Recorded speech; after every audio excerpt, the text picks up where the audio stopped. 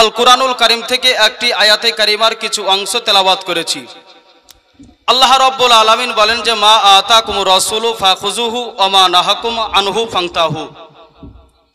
আল্লাহ বলে যে রাসূল যা দেয় তা তোমরা গ্রহণ করে নাও, আর রাসূল যা থেকে তোমাদেরকে বিরত থাকতে বলে তা থেকে তোমরা দূরে থাকো। তাজিজানা মুহতারাম, আল্লাহ রাব্বুল আলামিন আমাদের নবীকে মালিক ও মুখতার করে, ইখতিয়ার দান করে, অধিকার দিয়ে এ পৃথিবীর বুকে প্রেরণ করেছেন। আজিজানা মুহতারাম, আল্লাহ রাব্বুল আলামিন আমাদের নবীকে শরিয়াতের মালিক করেছেন, যে শরিয়াতের উপরে কোনো আওয়ামের খবরদারি চলে না, যে শরিয়াতের উপরে কোনো ইমামের খবরদারি চলে না, যে শরিয়াতের উপরে কোনো মুফতির খবরদারি চলে না, যে শরিয়াতের উপরে কোনো মুহাদ্দিসের খবরদারি চলে না, যে শরিয়াতের উপরে কোনো মুহাক্কিক ও মুফাসসিরের খবরদারি চলে না, যে আজকে আপনার শরিয়াতের উপরে পৃথিবীর কোনো বাসীর খবরদারি চলে না। এই শরিয়াতের মালিক করে রব্বুল আলামিন আমাদের নবীকে প্রেরণ করেছেন। আজিজানা মুহতারাম, আল্লাহ রব্বুল আলামিন আমাদের নবীকে এই পৃথিবীর বুকে অধিকার দিয়ে প্রেরণ করেছেন। একজন হযরতে আপনার আবু হুরাইরা রাদিয়াল্লাহু তাআলা আনহু, এই সাহাবী সম্পর্কে আজ আপনারা অনেকে জানেন যে আবু হুরাইরা রাদিয়াল্লাহু তাআলা আনহু সমস্ত সাহাবীর থেকে সর্বাপেক্ষা সর্বাধিক হাদিস শরীফ বর্ণনা করেছেন। আবু বকর সিদ্দিক নবীর দরবারে হাদিস শরীফ শ্রবণ করেছেন, বর্ণনাও করেছেন। উমারে ফারুক নবীর দরবার হতে হাদিস শরীফ শ্রবণ করার পরে তিনি বর্ণনা করেছেন। আজকে উসমানে গানি রাদিয়াল্লাহু তাআলা আনহু নবীর দরবার হতে হাদিস শরীফ শ্রবণ করেছে এবং হাদিসকে বর্ণনাও করেছে।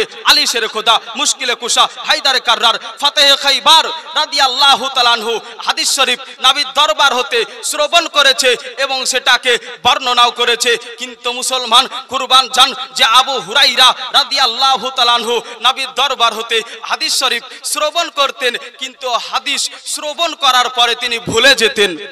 আজ আমাদের মধ্যে অনেকে ইউনিভার্সিটিতে পড়াশোনা করে, স্কুলে পড়াশোনা করে, কলেজে পড়াশোনা করে, মাদ্রাসাতে পড়াশোনা করে, সবার মস্তিষ্ক একই রকম হয় না। কেউ খুব তাড়াতাড়ি পড়াকে মুখস্থ করতে পারে, আবার কারো অনেকটা দেরি হয় মুখস্থ করতে।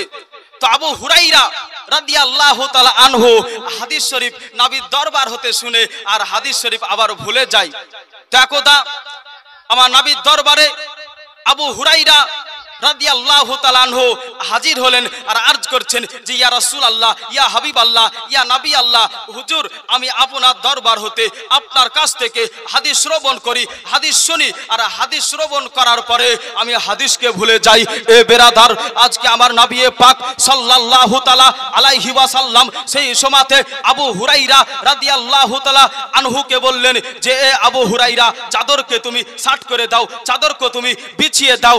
এ বেরাদার, আবু হুরাইরা নবীর কথা মোতাবিক, নবীর ইজাজত মোতাবিক তিনি চাদরকে সাট করে দিলেন, চাদরকে বিছিয়ে দিলেন। আমার নবী মুস্তাফা দুই হস্ত মুবারককে, দুই হাত মুবারককে আবু হুরাইরার চাদর মুবারকে আপনার হাতকে, চাদরে হাতকে লাগিয়ে দিলেন, হাতকে স্পর্শ করে দিলেন আর বললেন যে আবু হুরাইরা, এই চাদরকে তুমি তোমার বুকের সঙ্গে লাগিয়ে নাও।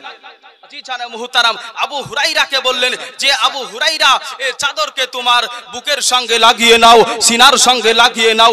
এ বেরাদার, আবু হুরাইরা রাদিয়াল্লাহু তাআলা আনহু পরবর্তীতে বলেন যে আমি যেই দিন থেকে নবী মুস্তাফার কাছে আজকে আরজ করেছিলাম, গুজারিশ করেছিলাম, নবীকে আমি বলেছিলাম যে ইয়া রাসূলুল্লাহ আমি আপনার দরবার হতে হাদিস শ্রবণ করি কিন্তু হাদিস ভুলে যাই, আমি সেই দিন থেকে যে আমার নবী মুস্তাফা যেই দিন আমার চাদরে হাতকে স্পর্শ করে দিলেন, হস্ত মুবারককে লাগিয়ে দিলেন, তো সেই দিন থেকে খোদার কসম আমি আর হাদিস ভুলিনি। জি জানে মুহতারাম, এ আবু হুরাইরা হাদিস শরীফ ভুলে না, তাই তো আমার কালামুল ইমাম ইমামে আহলে সুন্নাত ইমাম আহমদ রাজা ফাজিলে বেরলভি বলতেছেন, মালিকে কাউনাইন হে গো পাস কুছ রাখতে नहीं, मालिके काउनाइन है गो पास कुछ रखते नहीं, तो जहां की नियामत है उनके खाली हाथ में।